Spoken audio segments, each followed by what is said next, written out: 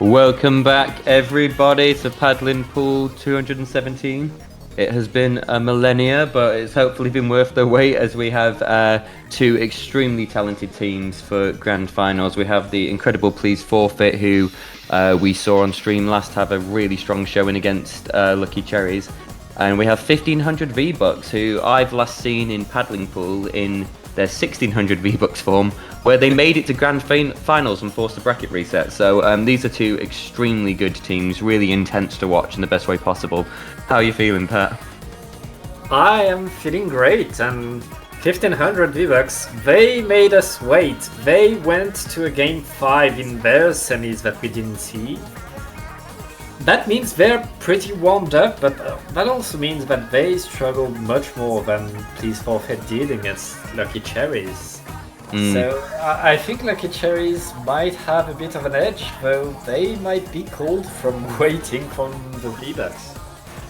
Yeah, I mean, Please Forfeit have had a really strong showing tonight. They've took out the third seed and the second seed to make it here, but it is going to be interesting as to whether they've been playing any kind of squads or ways to kind of stay warm, because I know it always takes me a few games to kind of really get warmed up and into the match, and against a team like 1500 V-Bucks you want to be going into this hot.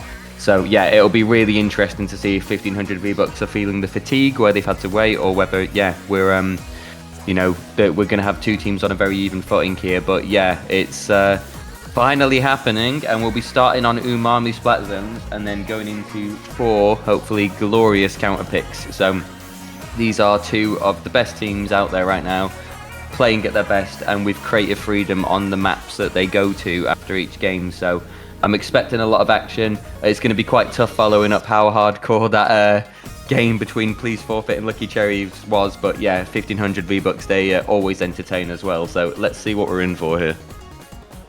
Yep, Umami zones, you can go so far up into enemy territory on this map. Even though these two teams, I think, are pretty much on even caliber, these could go really fast if one team manages to really get the advantage and get, say, an eliter far into enemy territory to create the lockout. Yeah, definitely. And we saw Yoshell how much they're willing to play quite aggro and go quite deep with elites. So this is not an elite that is timid and will just sit back the whole time. Yoshell is a constant threat. Applies massive pressure. A pretty even opening exchange. Beautiful snipe there on the Inkjet from Yoshell. So that is how you make an opening statement. And I have just realised V-Bucks unironically have a Squiffer on their team. Yeah, Squiffer is pretty good, and with that buff on the bubble, I expect it to get even better. It is very good. It's just so hard to use at top level play, but I am eating my words there, because Miku causing carnage, absolutely incredible shots there, and suddenly we have a very orange map, and we have Please Forfeit trying to start to find a way back in, but struggling it looks like. Yes, Please Forfeit. Right now they're on the defense, Yoshell, trying to get something going, and it's the Inkjet on the side of Arohaki. I think that's going to really push forward and allow Please Forfeit to finally get near the zones, but they only neutralize one zone. That's not enough. And with a wipeout, it looks like wow. No penalty, and back into Please Forfeit's spawn. This could go very fast for V-Bucks if Please Forfeit doesn't manage to get something big real fast. Yoshell doing everything they can to get the numbers advantage, but they're gonna have to go in soon if they want anything to happen. Octobrush doing everything they can to take advantage of their paint spread there to stop the zones. They have managed to halt the timer, but they're not really making much progress in securing the objective. They are 2 down again, and it looks like V-Bucks are not wasting any time here, and they want the full-on knockout, and I do believe they are going to get it. What a statement.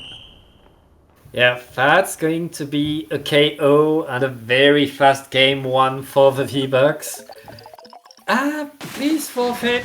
They need to get warmed up, and I guess they better be warmed up now, because if they're not, it's going to be very painful for them. But at least they get to counterpick. and Miku just showing how well they could use the Squiffer there, not only by getting the picks that they got, but what I also noticed following is when they got the wipeout, they were just lobbing point sensors so that Please Forfeit couldn't just start swimming back in and getting some ground. Like it made it very, very challenging for Please Forfeit to even consider their initial moves outside of spawn. So very good showing. Completely at my words there for questioning the Squiffer play, but that's fair enough. I respect it. It was really, really solid game. Squiffer is good. Like with that new bubble, it could. Honestly, it's the kind of weapons that's likely to really profit with the weapons that are mid-line that were strong in the previous patch are kinda getting nerfed. That means all the mid-line weapons are getting better opportunities for themselves. And with the bubble also getting buffed, I think it's a very, very good patch for the Squiffer. I was quite down about the patch when I first read the notes. My initial impressions were that some of the nerfs were heavy-handed and that I wasn't really sure how things were going to go from there. But the more I've kind of digested it and reflected on it and talked through it with some players, like I actually think we're in for a fairly significant meta shift, and one that I think will be quite exciting overall and will hopefully lead to more diversity. So it's going to be an interesting one for sure. Looks like we're counterpicking onto Splatzone's Hagglefish, so a very intense match. Please Forfeit did incredibly well on this match last time. They completely knocked Lucky Cherries out on here, if I remember correctly. Yeah. And also, 1500 V-Bucks had a little bit of an advantage there because I believe that map mode they've just played was what their Game 5 was in the semi-finals, if I'm remembering correctly. So yeah, they basically just got to run back a map they've just done. But hey, that's the way it rolls sometimes because that was based on a counter pick choice. So Splatzone's Hagglefish. I don't think Please Forfeit will be too phased by that. It was obviously a very challenging first game, but Please Forfeit have shown incredible adaptability this tournament. And let's see how they do as we go into this map. And we are going. I expect the Eliter to come back, and I expect your shell to do so much work with that Eliter if the rest of Please Forfeit manages to put your shell into position and get something going. This could go really fast in favor of Please Forfeit, but they have to go against the vbucks, and the vbucks back with the same comp. This was the comp that Please Forfeit used so well on this map mode last time. It's an interesting start. Please Forfeit definitely getting two numbers advantage. Fantar whipping out the inkjet here, doing an amazing recovery for their team, getting two picks. Dodge rolling the way out of the spawn camp, and then a wipeout. That was incredible showcase of why the ballpoint is a really good pick at the moment and why people have their eye on it. And Fantar using it masterfully there. That was a huge recovery from what was a very strong start on Please Forfeit's part. Yeah, right now Please Forfeit are back on the defense, trying to get back at this zone, trying to get control. They managed to deny things and even apply penalty. But it's 3v3 right now. It's the 2v2 trading left and right. It's really interesting this because obviously we have seen how threatening your shell is with the Eliter, proving so with that gorgeous shot right there. But what I was going to comment on is vbucks having Fantar on the ballpoint. Ballpoint is effectively serving as their kind of anchor and had been working really well for them. Fantar had been able to stop a lot of Please Forfeit's progression, but we are seeing just how good Please Forfeit are at Hagglefish zones, and vbucks are scrambling here to basically stay in this. They do have a slight numbers advantage now, but Yoshelli shutting that down. A gorgeous snipe again, and it is only Cappy up. Cappy having to do everything they can here to stall progress, but really struggling. This map is incredibly orange right now, and Please Forfeit are doing really well. Please Forfeit back in the game. That should be a KO for them unless the vbucks manage. No, they don't. And that's it. Please Forfeit 1-1 with a point on the board. We have a final. Yeah, there goes our fear of please forfeit being a bit rusty and a bit cooled down. I mean, that was them as strong as we've seen them all tournament. Very, very offensive showcase there. Yoshel doing that just beautiful job of supporting offensive openings and really, really not feeling passive in any way. So yeah, it does mean that 1500 V-Bucks get to play to their strengths now and get to dictate where we go to next. But yeah, this is two really strong veteran teams that are very used to pressure and are very used to these tournament settings. So really looking forward to seeing what they do here. Yeah, and we will get more zones. Are you surprised? It's Triton Cup. We've moved into a zones only tournament. I mean, there has been a lot of discourse, of course, about Western platoon play and how we tend to really fixate on zones and we rehearse and practice zones, and we kind of neglect the other game modes. And maybe that's why we're seeing so much zones here. People are playing to their kind of confidence and what they know. I enjoy zones on Mako. I think it's relatively balanced. I think it does allow for some exciting offensive play, despite the objective being static. So I'm not too surprised. I would love to start seeing some more really out there picks of the other modes, but this is grand finals of the tournament. People are going to be wanting to play to their absolute best strengths, and I can understand the thinking behind that. Hey, play what you enjoy, practice what you want, and then bring it to the tournament. And these high-level teams, they lack the comfort of zone, and I guess why, especially on these maps like Mako, like Hagglefish, you have so many different options, so many ways to approach the control of the zone. And yeah, that's the thing, because like in Rainmaker, you have one guy that is stuck with the Rainmaker to push. Meanwhile, there are so many ways to push yourself around the zone, and it looks like neither team is really changing comp. No, did we have a custom junior on Please Forfeit last time? That's the only thing I'm not too sure about. But I mean, I love the confidence the team have in kind of what they're running. Please Forfeit, of course, running this like triple offensive with Yoshella's backline, and then obviously 1500 V-Bucks running a very, very aggressive setup with Fantar. And Fantar, every time we see them on screen, is just causing havoc with the buffed Inkjet. I love it. It's made Ballpoint have a really nice place in the meta, whilst I think still feeling quite fair as a weapon. So that has been a really positive change of recent balances, and I hope the patch that's dropping tonight is going to be the start of us seeing even more kind of weapon diversification in the meta. The days of quad splash are thankfully finally behind us. Maybe. We'll see. Right now, Please Forfeit is back in control. They have zone and buff stacks for themselves, and they are trying to push with Allura on the Inkjet, forcing a jump back.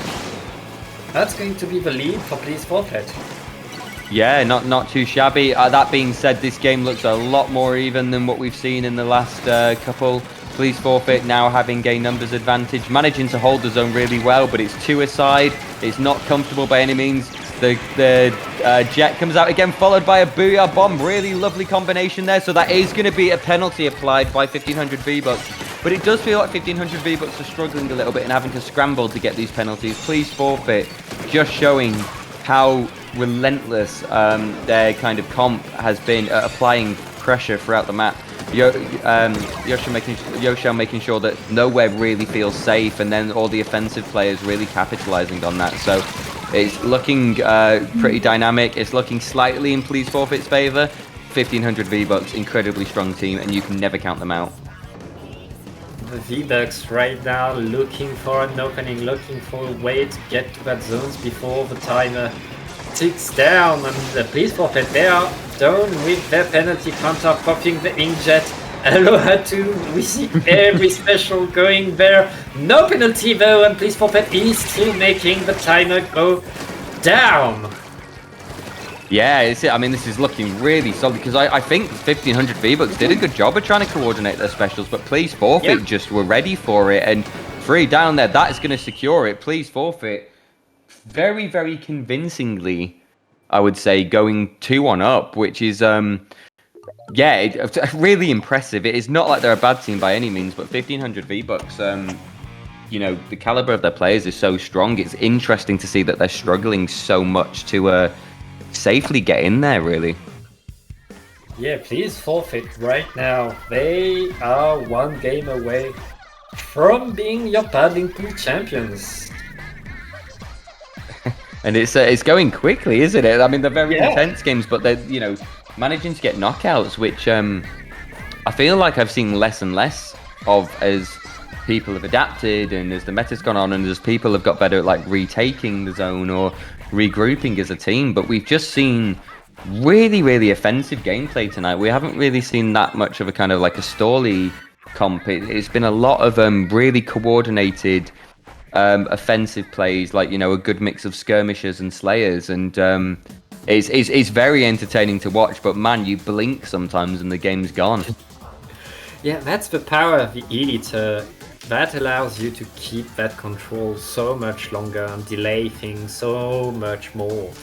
So if you manage to counter one push onto the zone, you score 50, 60, 100 points. Very, very, very fast. And please forfeit right now. That's playing in their favor a lot. We know the vbucks can do a lot of damage. That first game was going in their way so much, but right now they are back to the drawing board and they are back to finding the counter pick that's going to allow them to get back in the game and try to tie this up. And we're going to go to tower control on Inkblot Art Academy. Got Aleph in the chat disapproving of the amount of zones that we've seen. Aleph, you'll be very pleased to know we're on a different mode. We're on tower control on Inkblot, as Pat has just said. So you can rest easy. We've got a bit of a switch up. This was an incredibly entertaining map mode combination to watch in the semi-final. This is, I think, a map where you don't really have much room to hide. There's a lot of action. You kind of have to be in the fray, and it's an objective that forces you to be engaging as well. I think this is going to be really scrappy. I think we're probably going to see a lot of revenge kills and a lot of trades, and I love that kind of stuff. So prepare for a fair bit of action. I'm hoping this one is an intense back and forth, and I've got I've got a fair bit of confidence in 1500 V-Bucks that they will try and find a way to kind of clutch this back, and we'll see a game 5. But my gosh, with how scary Please Forfeit have been this evening, I don't know. Please Forfeit, the V-Bucks beat them at first, and Please Forfeit did the adjustment. They knew what to do. They got into it. Now it's the V-Bucks' turn to really find the crack in the Please Forfeit shell. If they don't find it, this is going to be very painful for them, and your shell back with the Elite and with your T-Tech. A T-Tech being a very good choice, I think, for this map mode combination. Tri-Strike just does such a good job of terrorizing the enemy plateau, and other than that, we see a swap to the vanilla Splattershot Junior, which I think completely makes sense with the bubble on tower. I like that V-Bucks remain confident in their picks. They've done extremely well with this composition all evening. They want to continue that momentum. However, they're going to be punished for trying to get on that tower. They have got to find a way to shut your shell down, because your shell is just allowing Please Forfeit to have so much more options in terms of these engagements. 1500 V-Bucks are having to play at the pace that the E-Liter is dictating, and that is really harming them offensively. Yeah, it looks like Please Forfeit is not going to get the checkpoint right away, though. The 1500 V-Bucks are back in the game, ready to defend and ready to shut down the jetpack. Happy with the Booyah Bomb is going to delay. I think it's just your shell with the Elite. Get it a pig, though. Oh my god. I was just about to say, with just the E-Liter up, there's a really good opportunity for them to aggress it, but your shell just holding the fort so well. Those picks have stalled 1500 V-Bucks progression, but they remain with a numbers advantage. They've clawed back a lot of control in mid. They are generally in a position where I think they can still hold this tower and possibly have a second wind on this push, but they're going to have to be careful. They're going to need to slow it down a little bit. They're going to need to regroup because it's 3 aside. And Please Forfeit all over this tower now, doing everything they can to stop it. Zenith, they're doing a really good job of applying some pressure. So the push is going to end there, but that's really good progress on the first checkpoint, and that has tipped the match very slightly into 1500 V-Bucks' favour. Yeah, the vbucks getting a bit from that, not getting the checkpoint though, and that's the checkpoint that you want to get as fast as you can. It looks like the vbucks are still in an attacking position, and that jetpack is going to hit. And we see bubbles left and right for both teams.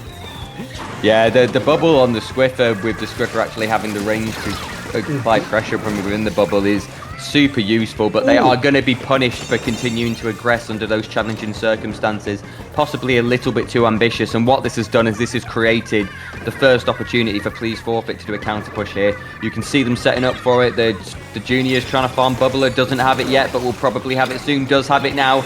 This is going to allow them to take the lead, and they have not even popped the bubble yet, so this is scary for 1500 V-Bucks. They are on their tournament life here. They have to shut this down quickly. And the Cass has still not popped the bubble. They've done a really good job of being patient and holding on to it. They are only now using it. This is huge. This is absolutely huge. And Cass getting away with it! 37 points, and Cass still there painting mid. This is so good for Please Forfeit, and with 2 minutes left, the V-Bucks need to get so many picks, so much of a push, and Zenith with a tri-strike is going to cut mid completely.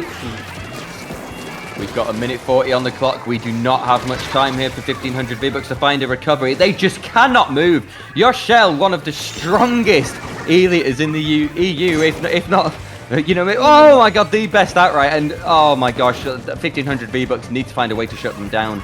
Elite are obviously very, very oppressive in Splatoon 3 because of how the maps are designed. Players have managed to find a way to play around the Elite, and we do see some comps that opt not to use it, but they are really struggling right now to shut Yoshell down, and that is not to sell short how good the rest of Please Forfeit have been offensively. Ooh. And with 1 minute on the clock, it is going to be Please Forfeit that get the push again. Push again, and there was 3 down on the side of the V-Buck. That means Aloha can go very far up and allow Zenith in, probably with the T-Tech. That tri-strike is going to force things away, and Please Forfeit is going to extend their lead. Not just extend the lead, but extend their lead with what was a numbers advantage at the time. They might have to pull back now, and I think that's really good escaping from Cass there, because they could have been a bit aggressive and tried to trade, but there's 30 seconds on the clock. Why risk it? Try to jump out to save their bubbler. Cappy did a great job of not letting them get away there. Losing the bubbler could cost them a fair bit, but they are 2 down again, and this is looking very likely that Please Forfeit are going to close this right here, right now, Pat. Aloha is going to get stuck by the Booyah Bomb, but that Booyah Bomb will not be there for the overtime push by the 1500 V-Bucks. Meanwhile, Please Forfeit, they already have the big bubbler at the ready, and the tri-strike is coming. That's going to be it. Please Forfeit is your paddling pool champion. I mean, convincingly our champion at that, and that is not to sell short how incredible 1500 V-Bucks are, and they've done really, really well to reach grand final. But Please Forfeit, they're a team I see quite a lot. They're a team that are strong and that I expect to do quite well. I'm going to be considering them a real top tier threat after the showing they've had tonight. That was just incredible consistency for the whole single elimination bracket, really, and a wonderful display of how much offensive maneuvers are supported by a good anchor player. Yoshell is just a menace. That was, yeah, really, really impressive stuff. So a huge congratulations to Please Forfeit, but also massive respect to 1500 V-Bucks and all of our other competitors this evening. What do you think they needed to do differently, Pat, for 1500 V-Bucks to have had more of a chance there? I don't know, but clearly there needed to be a way to deny that editor pressure, that moving forward by the 2 frontliners. I feel like there wasn't really an answer to what Please Forfeit was cooking, and the V-Bucks, we saw them being able to get the fight there. It was just the the position. The once Please Forfeit had their momentum, they were so hard to stop and so hard to reverse that momentum for the V-Bucks. Massively so. I think that's a really good analysis of things. It's also quite interesting because I think the West generally consider to play map modes quite differently, in the sense that Japan, if they go a player down, they tend to still be quite confident in their just like mechanical gameplay and still play quite aggressively. Whereas I think we're quite fixated, and it comes through my commentary that when we're a player down, people tend to retreat or hold back, and you end up playing quite passively against a scary E-liter, and that just allows all the momentum to be in the side of the team with the strong anchor if you don't have a good answer to it. So It was a really lovely showcase of how good composition was, how strong those players are mechanically, but also how brilliant this game is. I love this game so much. This is and we've got a patch coming tomorrow that I think is going to be really interesting. The more I'm settling on it, I think we're going to have an interesting switch up. Oh, wow, okay. We got a new season tomorrow, but the patch has been live for 20 hours now? Oh, of course. So people showing that the sloshing machine still works but struggles a bit more and things like that. Yeah. So, yeah, okay. So we're going to have some new weapons introduced tomorrow. It'll be interesting to see how that affects things. But yeah, pleasure as always being here with you all. Thank you, folks, for sticking with us, and apologies for some of the downtime and the technical hitches. Do remember, Dapples will put all of their VODs of the tournament on that, especially the kind of key highlight matches, onto YouTube. So any sets you missed, you will be able to catch up on through the YouTube channel. Pat, where can people find you? You can find me on Twitter at PatAutumn with underscores in between. And where can people find you, Chili? People can find me on Twitter as well, at chiliboy_splat. I am posting a little bit more, just as there's more kind of meta commentary, and as I'm thinking more about how the meta's kind of going to change. But I'm mainly lurking around and enjoying the great Splatoon memes that are on there, to be honest. So you can find me there. A massive thank you as well to our streamer Majora. They are always an incredible asset that help us do what we do here. And they're also a fantastic cameraman. They are brilliant at helping capture all these things that happen so quickly during the matches. So yeah, a big thank you to Majora for everything they do. Any final reflections, Pat, before we go? Thank you for watching. See you on Friday for Trident Cup. Woo! Yeah, cool. I won't be commentating that one, but I will be loitering around. So I look forward to hearing your commentary then. Have a lovely evening, everybody, and thanks for joining us.